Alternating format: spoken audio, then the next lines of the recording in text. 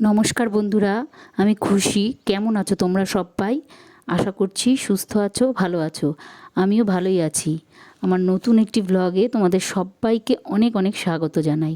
উঠেই ভয় পেয়ে গেছি, দেখি উঠোনে একটা সাপ পড়ে আছে। এবার বাড়ির সবাইকে ডাকাডাকি করলাম। এবার ছেলের বাবা এসে বলছে, না ওটা গোকরো সাপ। সাপটা ছোট্ট ছিল কিন্তু গায়ে সাদা সাদা দাগ ছিল আর বাদামি রঙের। মানে সবাই রিসার্চ করছে যে এ বলছে এই সাপ, ও বলছে ওই সাপ। যাই হোক, সকলে এতই রিসার্চ করতে পারছে তার কারণ সাপটা মারা গেছে আর গায়ে কামড়ের অনেক দাগও রয়েছে। তো যাই হোক, ফোনে সার্চ করে ছেলে বলল যে না মা, এটা ঘরকুনের সাপ। এবার সাপ তো সবাই ভয় পায়, সাপের নাম শুনলেই ভয় লাগে। সাপ দেখে বসে থাকলে তো হবে না। এবারে দেখো, আমি বাইরে টুকিটাকি কাজ সেরে রান্নাঘরে চলে এলাম চা করতে। করে নিলাম দুধ চা।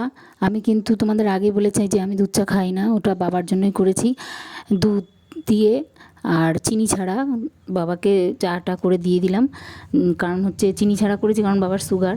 আর দেখো, এবারে চলে এলাম বিছানা তুলতে। বালিশগুলো সব এক জায়গায় করে গুছিয়ে নিয়ে আগেই জানলাগুলো পরিষ্কার করতে বসে গেলাম।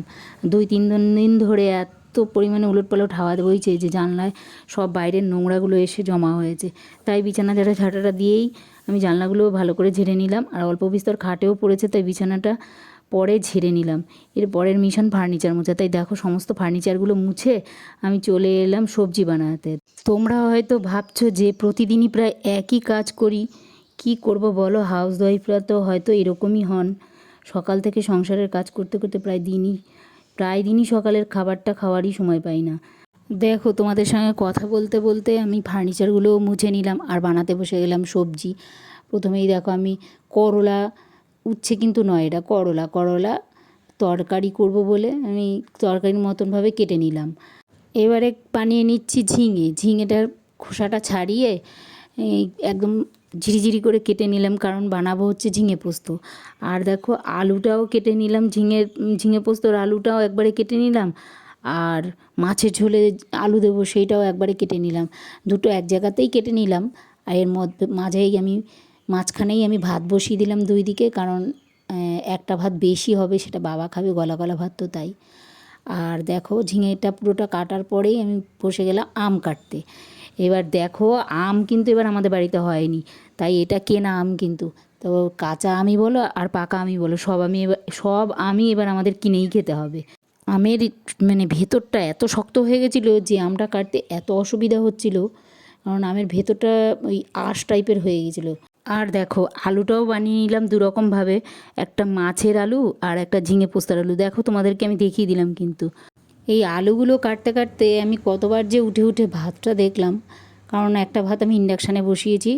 এবার ওর বারবার করে কারেন্ট চলে যাচ্ছে আর বন্ধ হয়ে যাচ্ছে, আবার আসছে, আবার দেখছি, এই করে করে ওই ভাতটা এরকম হচ্ছে। দেখো, সব সবজিগুলো আমি কেটে নিয়েছি, তোমাদেরকে দেখিয়ে দিলাম। আর দেখো, পালং শাকটা রান্না করব বলে আমি প্রথমেই ইন্ডাকশানে কড়া বসিয়ে দিলাম আর শুকনো লঙ্কা আর 5 ফোড়ন দিয়ে, এই ফোড়নটা দিয়ে এবার পালং শাকটা এই ওই প্রথমে বেছে নেওয়া ডুমো ডুমো করে কেটে রাখা ওই আলুগুলো ভেজে তারপরে হচ্ছে পালং শাকটা দিয়ে দিলাম। পালং শাকটা আমি নুন আর হলুদ দিয়ে নাড়িয়ে নাড়িয়ে আস্তে ধীরে নাড়াতে হবে। আর নাড়িয়ে নাড়িয়ে তারপর বারবার করে আমি ঢেকে ঢেকে রান্না করতে শুরু করলাম। আর এই শাকটার মধ্যে কিন্তু আমি বেগুন, পটল আর আলু এই 3টেই দিয়েছিলাম। সব কিছুই একসঙ্গে আমি একবারে দিয়ে দিয়েছিলাম। আর দেখো, ওই বারবার ঢেকে কেন রান্না করছি বলো তো? নাহলে পালং শাকের নিচের অংশটা না শক্ত কাঠের মতো হয়, ওইগুলো সেদ্ধ হবে না। যার জন্য ওই পালং শাকটা বারবার করে আমি ঢেকে ঢেকে রান্না করছিলাম। এবারে আমি বেগুন ভাজা করব বলে দেখো, বেগুনের গায়ে একটু চিনি, নুন ও হলুদ মাখিয়ে কিছুক্ষণ রেখে দিয়েছিলাম যাতে চিনিটা গলে যায়। তা হচ্ছে, তারপরে আমি কি করলাম, কড়াতে তেল বসিয়ে তারপরে একটা একটা করে ছেড়ে এই বেগুনগুলো ভেজে তুলে নিলাম। চিনিটা দিলে কি হয়, বেগুনের যে একটা মানে সুন্দর লাল রং হয়ে আসে ভাজার পরে।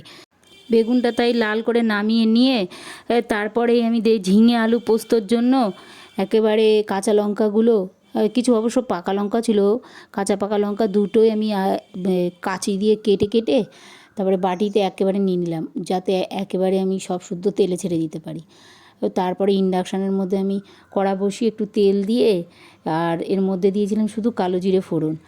এবারে দেখো, ঝিঙে আর আলুগুলো ঢেলে দিয়ে তারপরে এর মধ্যে একটু হলুদ দিয়ে দিয়ে তারপরে নাড়াতে থাকলাম। এই ঝিঙে পোস্তটা কিন্তু আমি ভীষণ ভালো খাই, আর আমার ছেলে তো একটুও খাবে না।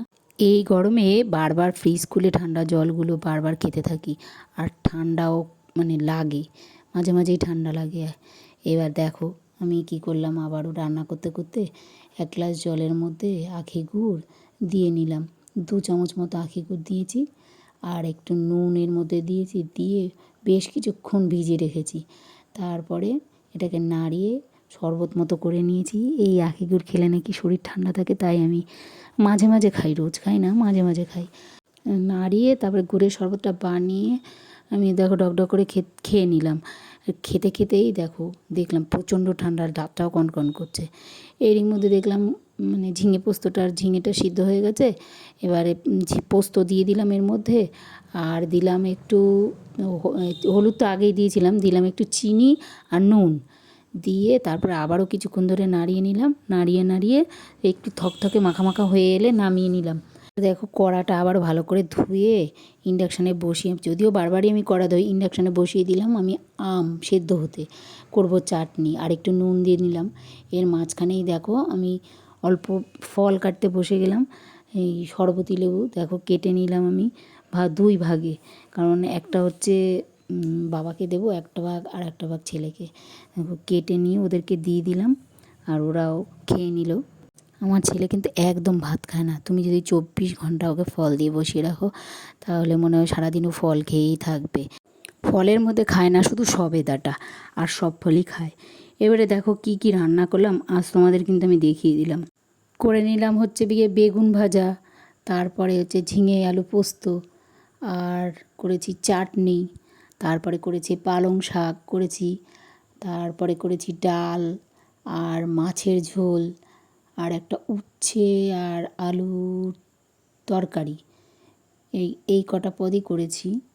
দুপুরবেলা ঘুমিয়ে খাওয়া দাওয়া করে ঘুমিয়ে অনেকটা সময় বিশ্রাম করে তারপরে চলে এলাম বিকেলে তোমাদের সামনে। এখন সময় কিন্তু বিকেল 4:10, আর কাটতে বসে গেছি কিন্তু আমি অর্ধেকটা তরমুজ। আর দেখো তরমুজটা আমি একটা ভাগে ছোট ছোট করে পিস করে কেটে নিলাম, কারণ ছেলে বলছে ছোট ছোট করে পিস করে চামচ দিয়ে কেটে কেটে খাবে। আর আরেক ভাগে আমি বড় বড় পিস করে খোসা শুদ্ধ কেটে নিলাম, কারণ ওই ঋষভ বলছে, মানে তুতু বলছে যে খোসা শুদ্ধ খাবে, ওকেও দিলাম। আর দেখো আমার বাবাকেও দিয়ে দিলাম, বাবাকে দেওয়ার সঙ্গে সঙ্গে বাবাও খাচ্ছে, আর দেখো ওকেও দিয়েছি, ও তরমুজটা খাচ্ছে। দেখো কীভাবে চেয়ারের মধ্যে বসে খাচ্ছে। আবার দাদাকে জিজ্ঞাসা করছে, দাদা কিন্তু ঘুমিয়ে আছে, দাদাকে জিজ্ঞাসা করছে তুমি খাবে।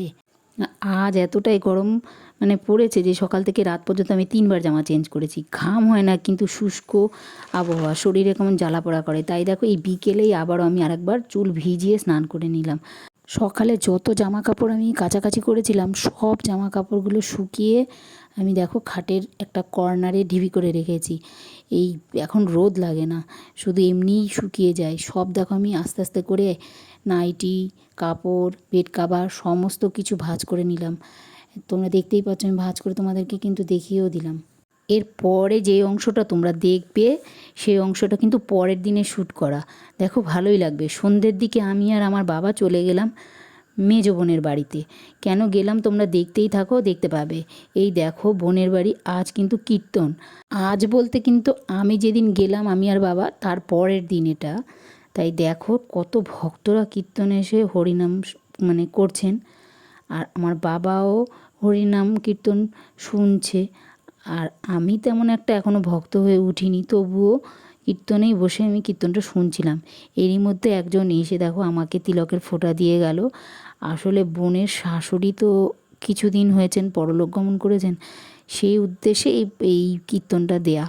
যাই হোক, এবারে দেখো সকল ভক্তবৃন্দ কেমনভাবে নাচছেন। আর এক দেখো ছোট্ট মেয়েটাও কি সুন্দর নৃত্য করলো, ওই বড়দের সঙ্গে তালে তাল মিলিয়ে ও নাচছে। ওর দেখা দেখি আরেকটা বাচ্চাও এসে নাচতে শুরু করেছে। যাই হোক, আর দেখো ওরা নৃত্য করতে করতে আবার সবাইকে ডেকে ডেকে ডেকে ডেকে আনছে। কীর্তন শেষে সকল ভক্তবৃন্দদেরই অন্নভোগ মানে খাওয়া দাওয়া যাকে বলে আর কি, খাওয়া দাওয়া করার কথা বলছিলেন। তো সকল ভক্তবৃন্দই খাওয়া দাওয়া করবেন বলে বসে গেছেন। যাই হোক, সকলেই খাওয়া দাওয়া করে গল্পগুজব করে আস্তে আস্তে বাড়ির দিকে রওনা হলো। আর আমরাও অনেকক্ষণ বিশ্রাম করে তারপরে খাওয়া দাওয়া সেরে, আগেই খাওয়া দাওয়া সেরে নিয়েছিলাম, তারপরে অনেকক্ষণ বিশ্রাম করে প্রায় সন্ধ্যের পর আবারও তোমাদের সামনে চলে আসলাম। সন্ধ্যের সময় আমরা বাড়ির সবাই এক জায়গায় হয়েছি নাচ গান দেখব বলে। ওই কীর্তনের সময় ছোট্ট মেয়েটা নেচেছিল না, ওটা আমার বোনের জায়ের মেয়ে, ওই নাচবে। দেখো তোমরা কী সুন্দর নাচে ওই নাচ, ও কিন্তু নাচ শেখে, ওর অঙ্গভঙ্গিমাগুলো দেখতেই খুব সুন্দর লাগছে। ও কিন্তু ওই যে এই গানটা আছে না, একটা কালো ভ্রমর গুনগুনগুন, ওই গানটার সঙ্গে নাচটা করছিল।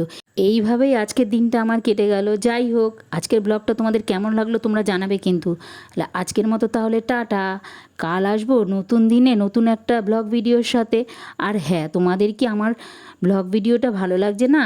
তোমরা যদি আমার পাশে না থাকো তাহলে আমি এগোবোই বা কী করে, আর ভিডিও বানাতে ইন্সপিরেশনই বাবা পাবো কী করে? তাই প্লিজ আমার চ্যানেলটাকে লাইক, কমেন্ট আর সাবস্ক্রাইব করো, আর অবশ্যই শেয়ার করো যাতে অন্যরাও দেখতে পায়। সো সবাই ভালো থেকো, সুস্থ থাকো, হ্যাপি থেকো। Good night.